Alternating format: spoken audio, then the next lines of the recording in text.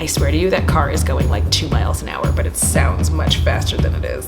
Those cars just really get on my nerves. Like, if you're gonna go fast, but don't like be making all this frickin' noise when I'm trying to film. Thank you. Have a blessed day.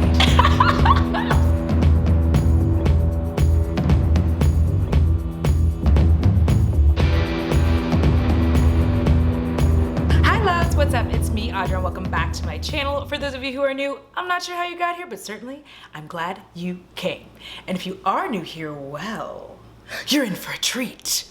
All right, if you enjoy chaotic, frenetic energy, you like horror, you like beauty, and a little bit of commentary thrown in between, I suggest you go on ahead and subscribe for the low price of $0. I will tell you a random fact about myself. Today's random fact: I do not like ticking.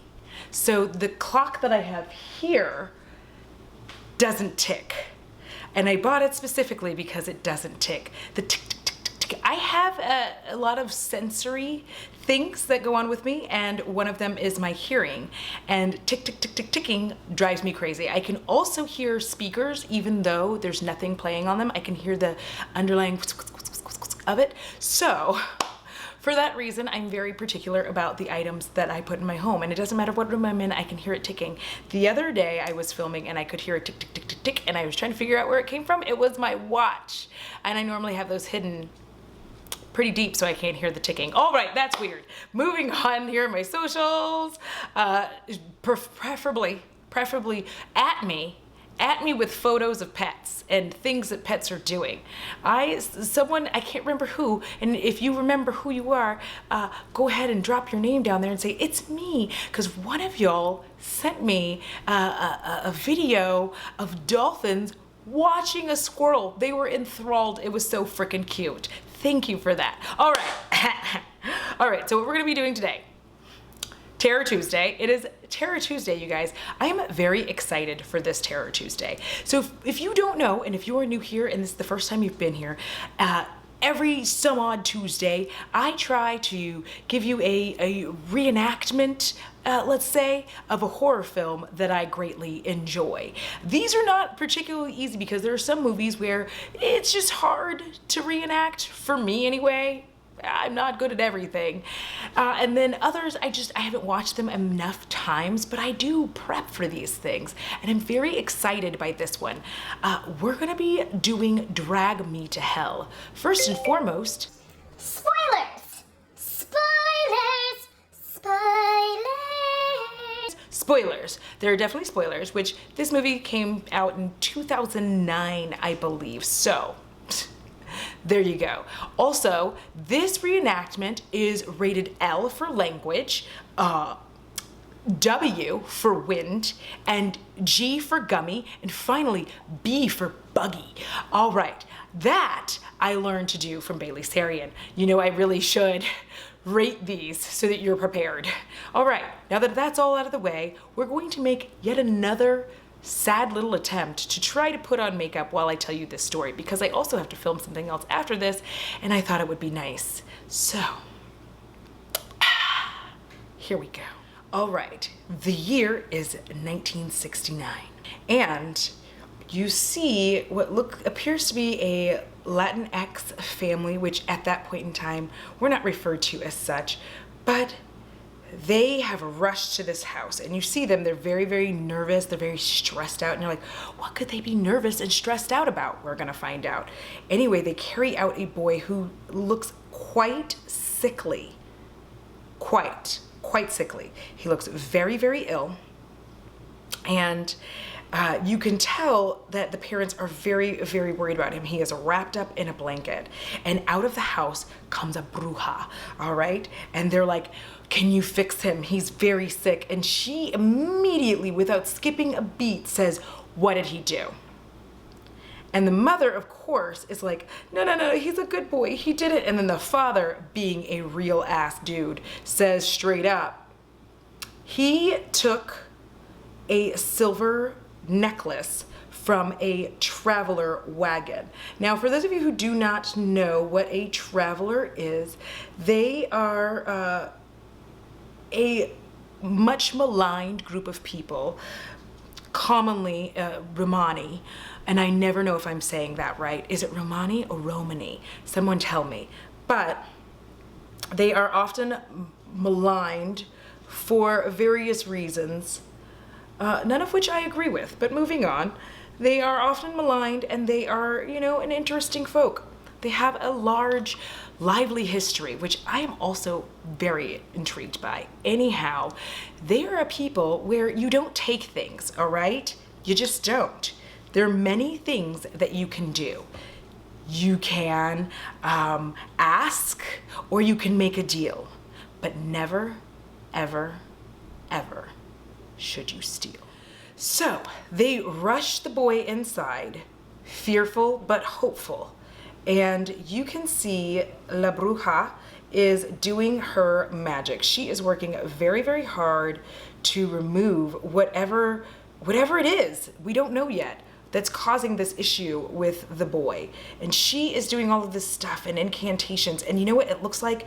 It looks like actually that it's working. And I am, you know, with anybody else, I'm very excited. I'm like, yes, the boy is saved. But just as we think that it's saved, nope, the wind begins to blow. The ground opens up. Hellfire sprouts from it. And the boy is whoosh, snatched down, his little hands grabbing onto the floor for dear life, but it's too late. And the Bruja watches from above, because this is downstairs and she is now upstairs. And the boy is gone. And the Bruja says, I will meet you again. Okay, so now we are in present day LA. And what we have is a Christine. She is, you know, just a very blonde, average hick in a big city. And I call her hick for a specific reason. There's nothing wrong if you're from a small town. Please don't get angry. But the reason I say this is because it is very relevant to her character. She has the blonde, swingy ponytail, the earnest look on her face, and also, let us not forget her adorable little teeth, all right? And she is working at this big old bank. And she's like, doodle-doodle-doo, doodle-doo-doo, I'm every woman, it's only me. Okay, I'm so sorry, I'm sorry. She doesn't do that in the movie. I totally apologize. There's not a lot. I do try to hide my ADD, but I cannot, so we're gonna move on. So anyhow, she is up for a promotion at the bank, assistant manager. That's right, you heard me. Assistant manager. Some good shit, right? All right, so anyhow, she's up for assistant manager, but she's gonna have to be, as her weird old boss tells her, you know, a lot more hardball. She has to stop giving people chances, he says. You know, if you wanna be the assistant manager, you're gonna have to make the hard decisions. And she's like, okay, I can do this. All right, she says that. Mistakes were made. I'm gonna tell you this, and never, ever, ever, ever, ever, ever, ever make promises you can't keep. And that is one she definitely cannot keep. So anyhow, she is at her desk thinking things through when in comes a traveler woman. She is quite old. She has one regular eye and one Marilyn Manson eye. And she's quite gross. And also she does this.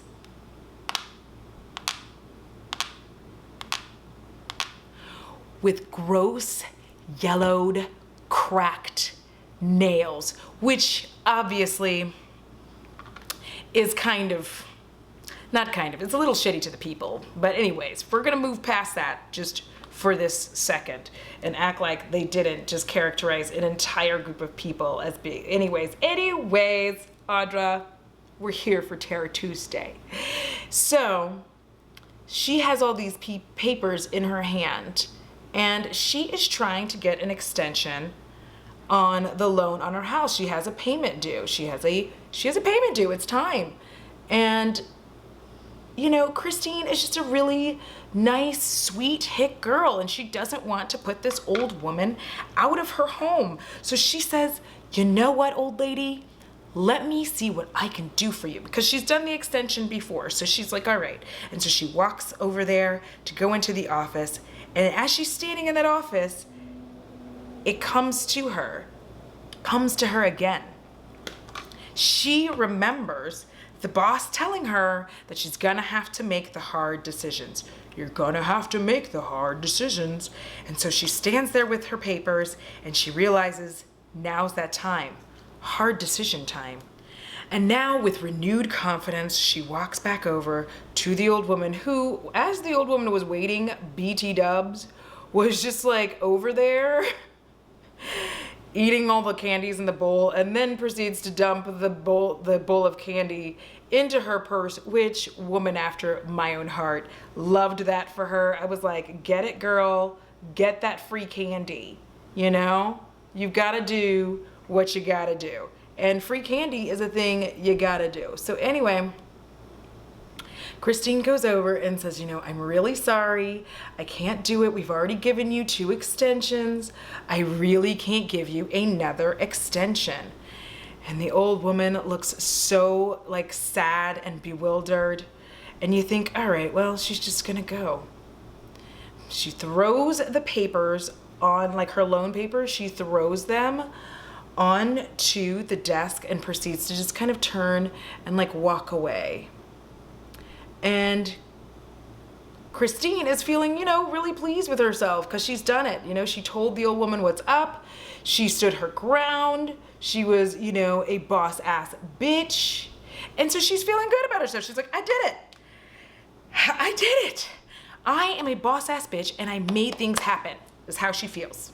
I'm a boss ass bitch. I made things happen. However, the traveler woman turns and throws herself at the feet of Christine and begs Christine and says, you know, I will do anything, whatever you want. I will do this thing if you will just help me to keep my house. Just help me, you know, that's all she wants. Please help, please, please.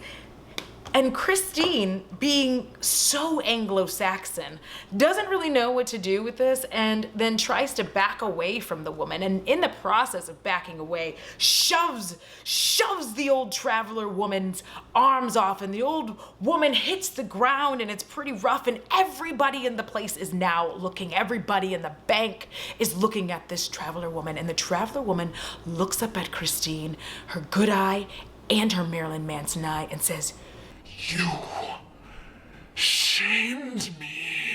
Now listen, when she said that, there was a sliver down my spiny spine. I torrent about that. It was actually very upsetting, you know, to my soul. I did not like it. And I also, you know, knew that nothing good could come of you shaming a traveler woman. Witches of any kind should never be shamed. Just FYI. Just know that. Witches, warlocks, no shame. And then she says it again, you know. You shamed me. Security has now shown up, and they have grabbed the old woman. And the old woman, you know, is being taken off, but not without a fight, because she reaches out for Christine and just grabs her like, ah! And Christine's just like, oh! And what happens from there, y'all better buckle your seatbelts. If you're not wearing a seatbelt, get one. It is now time for Christine to leave the bank. She's gonna go home, and she can feel that promotion. She can feel it, baby. She's like, promotion, promotion, you belong to me.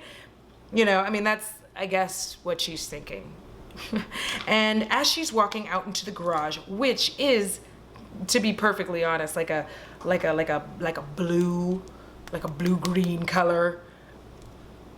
Am I doing this right? Maybe it's not blue green. It is. It's a bluey color. It's blue gray in there. I don't know why the color matters, but I'm telling you anyway because we're setting the stage. There is an enormous amount of wind in this garage. No one knows why. It's very strange, to be honest. Like, why is there so much wind in this parking garage? It seems like it's underground. Like, where's this wind coming from? Anyway, there is wind. And then there's also like a sound coming out of there. And she's like, Christine's just kind of looking around like, what the hell? And it's just Christine out there, you know, she's looking for people, but there ain't nobody else in that garage. It's like, it's nighttime. What the hell? Also, why is she getting off of work at night in a bank? I've never worked at a bank. Moving on. So she then gets to her car and she's having some difficulties opening up her door. I know what you're thinking. Oh my God, someone's behind her. No, she opens up the car, gets in the car and sits down. She's like, whew, I must be off my rocker. I must be just like overdoing it. I must be stressing myself out, until she hears, she turns around in the backseat of her car, and who should emerge from the darkness but the old traveler woman, Marilyn Manson I first. You shamed me. She tries to explain to her that that she didn't want to do this and that she had to do it, but it's too late. The old traveler woman has had enough and then begins voraciously attacking Christine. And Christine is just like, ah! And it's becoming a big old mess, right? They're just fighting and they're tackling. She's pulling out hair, which you would think that, you know, oh, this traveler woman's got her hair. That's more than enough. Incorrect. Anyone worth their salt knows hair is a horrible thing in which to curse somebody with, because it dies and new hair grows and it's just so difficult. You actually need an item from the human being. Speaking of the item, fight is continuing to ensue. This old traveler woman has some moxie. She is actually really giving Christine a run for her money, and Christine is now beginning to realize that, you know, this has gone far beyond what she had anticipated. She ends up grabbing the old woman and kind of flipping her to the front seat of the car. Not her side, but the passenger seat. And the old woman smashes her face and mouth on the dashboard so hard it knocks her friggin' teeth out, because they're fake teeth, obviously. But it knocks them out. Here it comes. Remember, I said that this was rated G for gummy. The old woman just starts gumming the ever-loving fuck out of Christine's face, which gave me a fear I did not know I had, which is a fear of being gummed. When I tell you that there's like strings and like goo just like all over Christine. Oh my gosh. It is horrible. Horrible. And Christine is starting to realize she's losing this battle. So she turns on her car, she starts the car, she like maneuvers and is like, ugh, gets the car started. And do you know what she does? She drives the car, and then the old lady is still not going down. This old lady, I don't know what the fuck she's made out of, but it is magic. And not necessarily rainbows, but definitely magic. So, moral of the story is, don't be fighting old ladies. You have no idea about their strength. Me included. They get into a battle and a scuffle. Christine manages to get out of the car.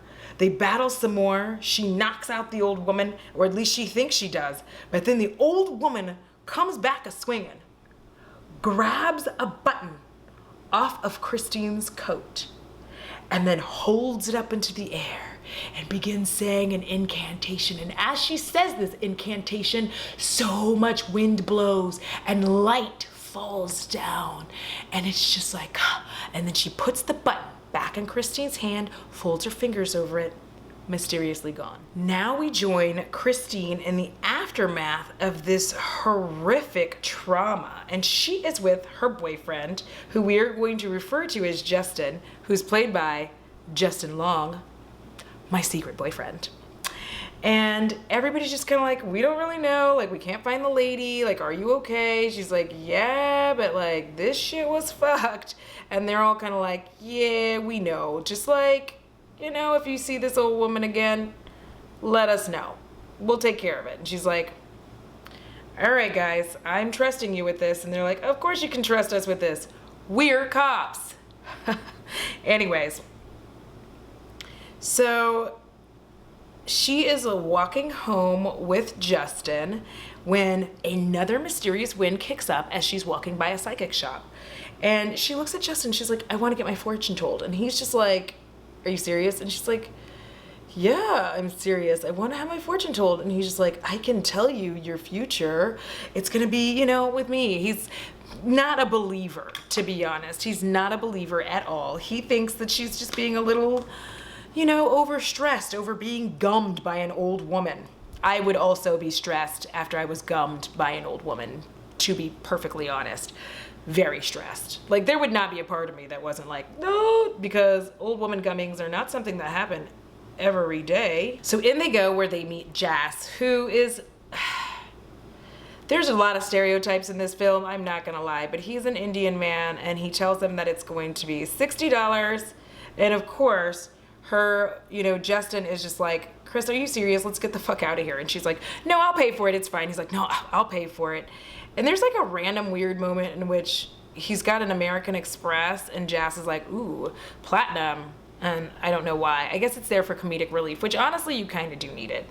And then Jas grasps a hold of her hand, Christine's, after he's made Justin go sit on the other side of the room, which you think, oh, that's because he is, she's a mark and he's trying to have a good time, which, I mean, that could be true, but he's thinking it's just gonna be regular folk, so he's not worried about shit.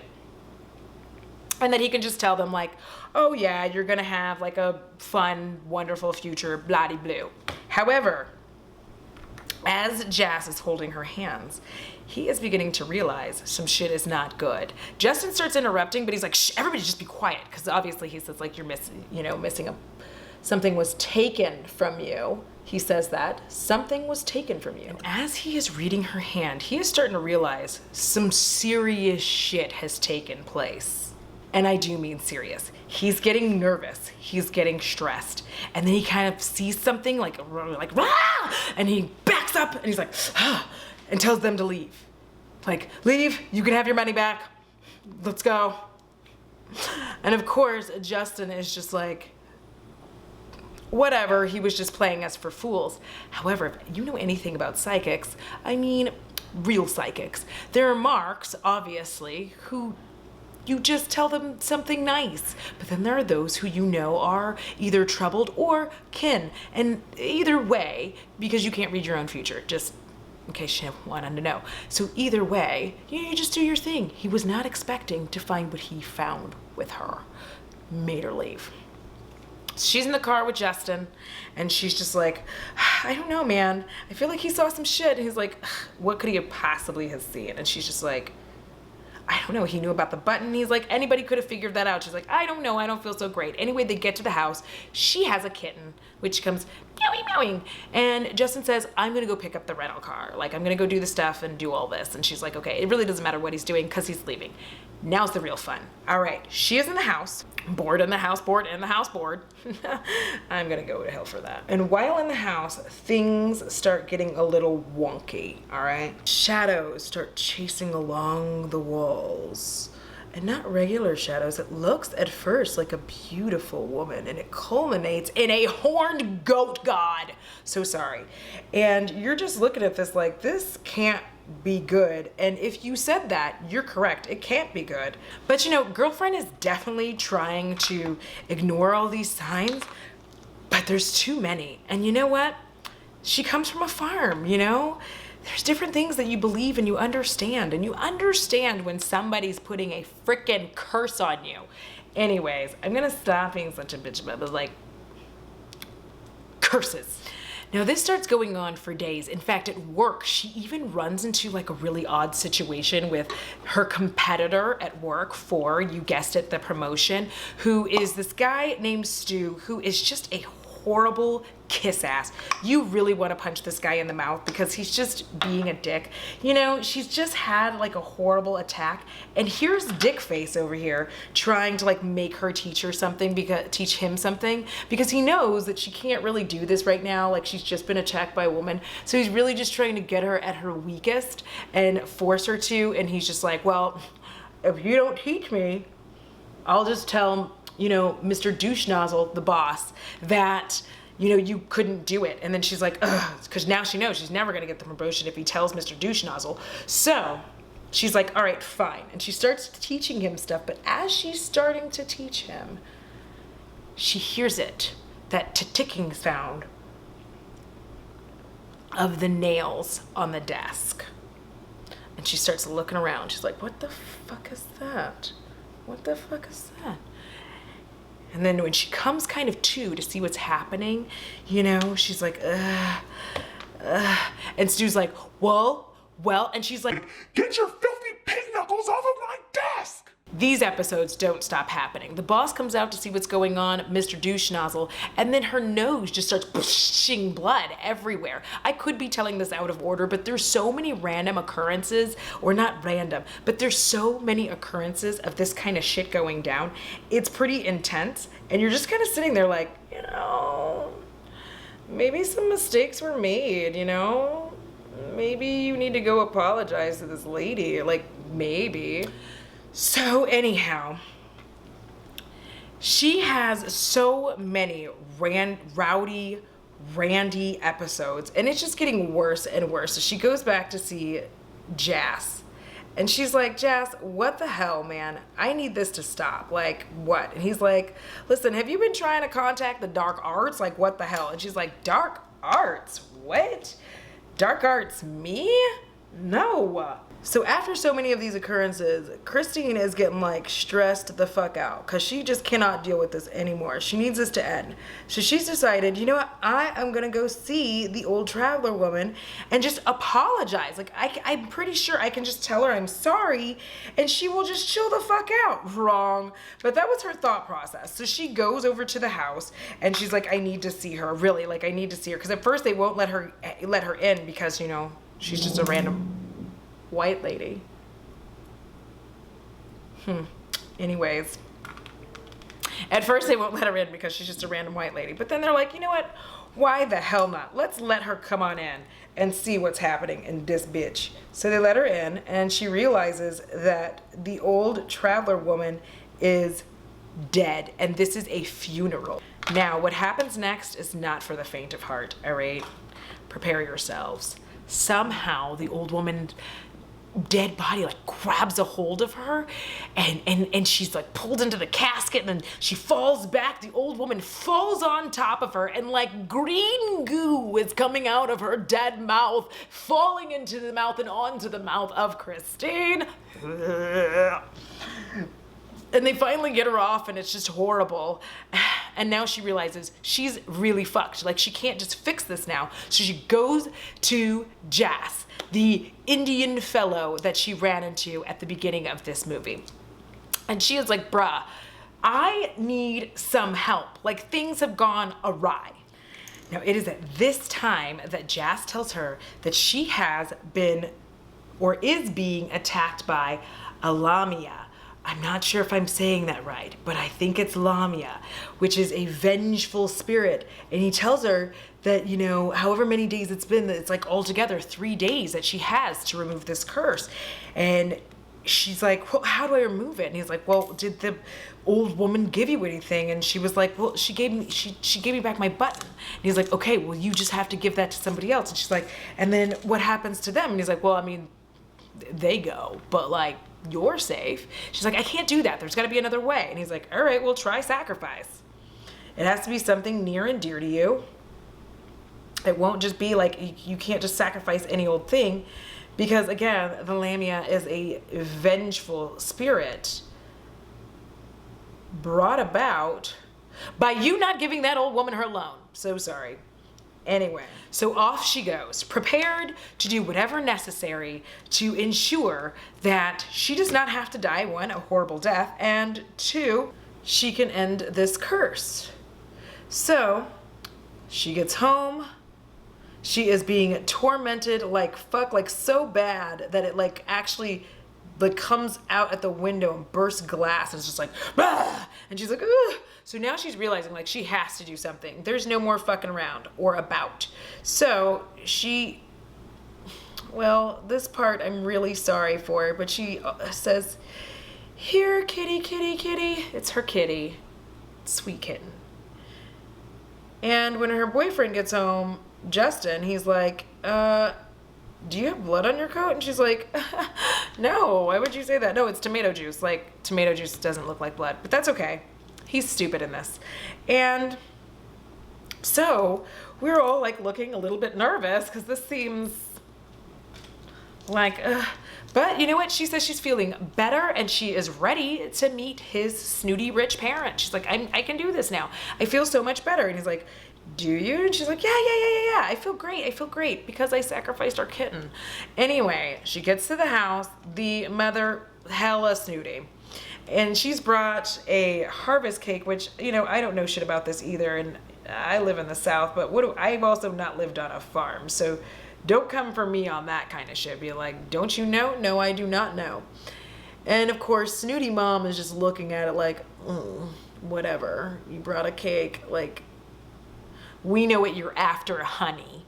Anyway, they're sitting at the table. Things are getting a little good. Also, their cat hissed at her, which isn't really a big deal, but it is a big deal in the fact that the mom is being such a bitch about the cat not liking her. Like, whatever its name is, it's something snooty, like Hermephocles. I just made up that name, and I don't even know where I came up with it.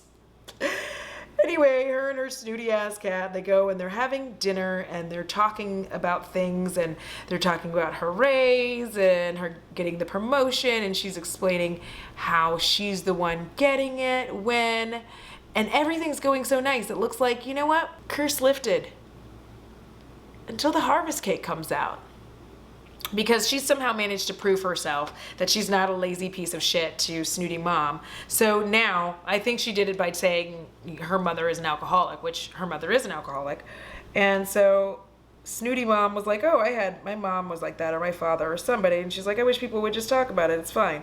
And that's how she went over the mom. Doesn't matter. They're eating the harvest cake. And as they're all sitting there talking and going about their business, listen, when I tell you that the harvest cake made like a gross, like squishy sound while old girl is eating it, Christine, not the mom, I just always end up with this in my mascara, like on my eyelashes. We're just gonna move on.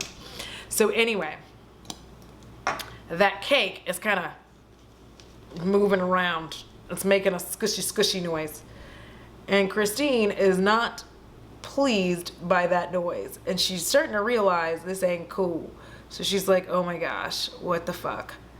And out of the cake, because she like thinks like, what could it be? Like, hopefully it's not a bug or whatever. You know what? It is a bug. Just kidding. It's an eyeball. An eyeball, the Marilyn Manson one of the old woman, pops up out of that cake. Now, when I tell you how grossed the fuck out I was by that, I mean, I felt just like Christine. And Christine instinctively stabs the eyeball and it bleeds all over. And she's like, and then when she does that, everything goes back to normal. The cake looks fine. And she's just like, okay, I'm freaking myself out. Everything's okay. And she begins to try to eat the cake again because she's trying to like stay in on the conversation and be normal. The parents like her now. And so she goes to take a bite of the cake. And then as soon as she takes a bite, which I would not have done that because I'm smarter than that, but okay. But she takes a bite of that cake. Listen, she starts coughing. Get some water. Out comes a fucking fly, alive, like bzzing, bzzing. Rich parents are appalled. However, she does not care because she's hearing like this loud ass ringing and she's just like, what the fuck is this noise? What is this noise? The noise is gaining in intensity. It's like this loud ass ringing and she's just like, no, thank you. And you know what? I'm in agreement. No fucking thank you. So she ends up throwing a big ass fit, screaming, I can hear you, okay?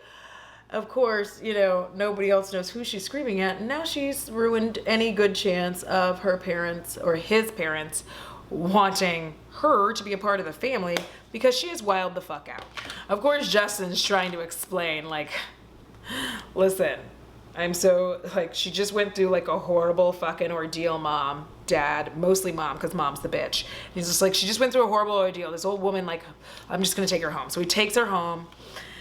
And at this point, she is getting real upset. She's like, I've got to figure something out. Like, I can't do this anymore. I can't, like, I've made a bad impression on the man I love's parents. I'm not gonna be able to make it through this. You know what I mean? Like, nobody's gonna wanna take me seriously. I love this guy. Like, I've gotta fix this. So she goes back and she goes to see Jess and she's like, Actually, she goes back and she's really pissed off and she's like, I killed my cat and it didn't work, you jackass. Like, she's really pissed. And so Jazz is like, listen, I can help you, but it's gonna cost you. And she's like, how much? And he's like, 10 grand. And she's like, Jesus. And honestly, I understand her hesitation and her fear and her fright, but like at the same time, like, listen, girl, you can't just get everything. Like, it doesn't work that way. You can't just have like, you can't just be having everything. You know what I mean? Like, everything can't just work out the way you want it to. You've gotta be a part of the crew, you know? You just gotta like, whatever. So anyways, you see her pawning her stuff. She's pawning her things. Yes, you heard me. She's pawning her things. She is, you know, rightfully stressed out. She's just like, I can't anymore. She's very upset. She's trying to get the 10 grand and then she goes home because she could only get like $3,300 with the shit she pawned. And she was like, this jewelry is expensive. But she does not understand the pawn exchange rate of jewelry. Jewelry is worthless, girl. So anyhow, she's home eating ice cream, sad as fuck. Justin comes in, he's like, boo, I thought you were lactose intolerant. And she's like, yeah, well, it's the end of my world and I know it. She doesn't say that, but like, you know, you can tell that that's how she's feeling. Like, she's just kind of sitting there like, there's no point anymore. Like, why? And he's like, baby, I got you. He looks at her and he's like, listen, I'll give you the money. I got the money. She's like, what? He's like, yeah, babe. When I fell in love with you, bunches and bunches of wholesome shit, but I promised that I would be with you. And that I would do whatever it took to make you happy. And if this is what makes you happy, then this is what I'm doing. See, now I could use a Justin Long sugar daddy. Do you see what I'm saying? Like, kind, caring, looks like a rat. But now she has her 10 grand. And things might be looking up. So now she has her 10 grand and she goes with Jazz to see, you guessed it, the bruja from the beginning of the film. Now, she is significantly older because 30 years have passed? We're gonna say 30 years. Let's hope that my math is, well, math. Anyway, I don't know why she needed 10 grand because she has been awaiting this moment all her life. Oh Lord. Anyway, she's been waiting for this moment all her life. I can't not laugh at that. And now, you know, the time has come for her to confront the Lamia. So they do like this whole like thing and there is a goat involved. I don't really want to talk about it, but it's a whole lot of wacha, wacha, wacha, wacha. And they're trying to get her soul back and the Lamia's like, Fuck that. And that is the end of that. So instead, they get the button, they do something fantastical with the button and give her the button and put it in an envelope and tell her that she has to give that button to somebody because basically that's just gonna pass the Lamia on to them and she don't have to worry about the Lamia anymore. And I am for that. I am for that. So she calls, you guessed it, Suck Up Stu from her job who was trying to steal her promotion, tells him to get his ass on over, and otherwise she's gonna tell that he's the one who ruined her deal. Yeah, that's right, the deal went south and now she wasn't up for the promotion anymore. I don't know why I didn't tell you that before, it doesn't matter. Point is, Stu shows up and she's like, what I'm gonna give you is something that you are gonna have to take. It's once I give it to you, it's yours, okay? And then he starts and you know, the country bumpkin in her just felt too bad and she couldn't do it. So she goes back to Jazz and she's like, what else can I do? And he is like, I mean, you might be able to give it back to the dead. Like, you might be able to give it back to the dead old woman. She's like, all right, I'm gonna shove it down her goddamn throat. Those are her words, not mine. So anyway, she goes to the cemetery, digs and digs and digs the old woman up. You guys, this is out of hand with how far this goes. Oh, by the way, she lost her envelope when she was in the car with Justin. She was like, Justin, where the fuck is my envelope? Where's it? He's like, it's just an envelope, it's just a button, like calm down. She's like, no! But she finds the envelope and she's like, okay. Now, back to where she's digging the grave. She ends up shoving the envelope in the hand of the old woman just at dawn. And she's like, curse fucking over. Game over, bitch. Or is it? Anyway, she goes home, she meets Justin. They're gonna go on a romantic trip, and she's very excited because she needs this trip to like calm down. And now that she doesn't have the curse hanging over her, it's gonna be a fun time. As they are walking and she's like having such a wonderful time, she ends up getting the promotion, and she's like, yes, because Stu confessed. He was so fucking nervous that he had to confess that he fucked everything up for her. And so now she has the promotion. She's like, I got the man, I got the promotion, curse lifted. And what happens next? She is so excited, and she goes to see him, and then at the train station, do you know what Justin does? He hands her the fucking envelope, and in that envelope is, you guessed it, The button. he's like, hey, I gave you the wrong envelope, so like, here you go. And she's like, oh my God.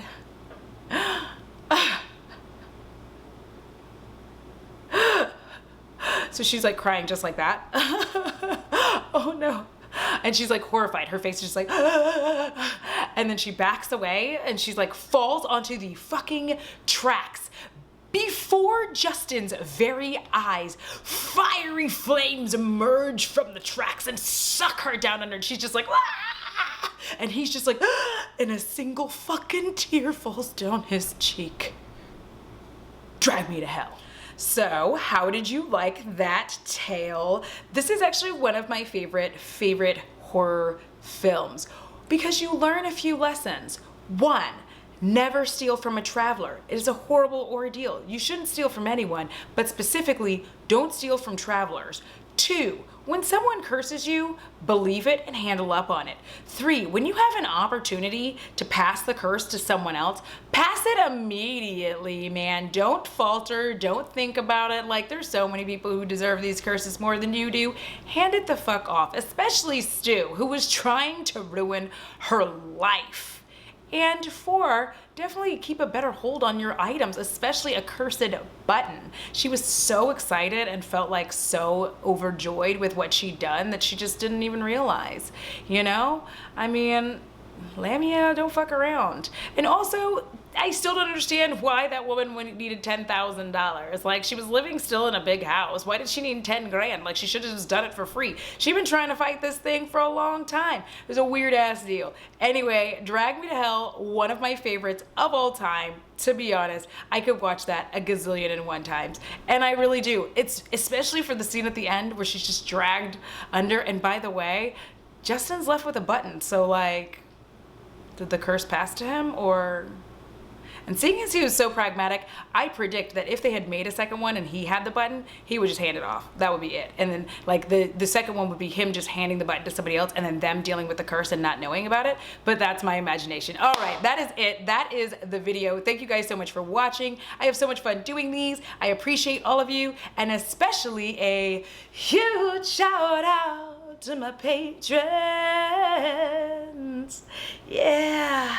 All right, thank you all so much for hanging out with me today. I hope you have a wonderful, wonderful day. $0 to be kind. It costs absolutely no money to be kind to somebody, so try that out today. It's good for your soul. And until next time, deuces!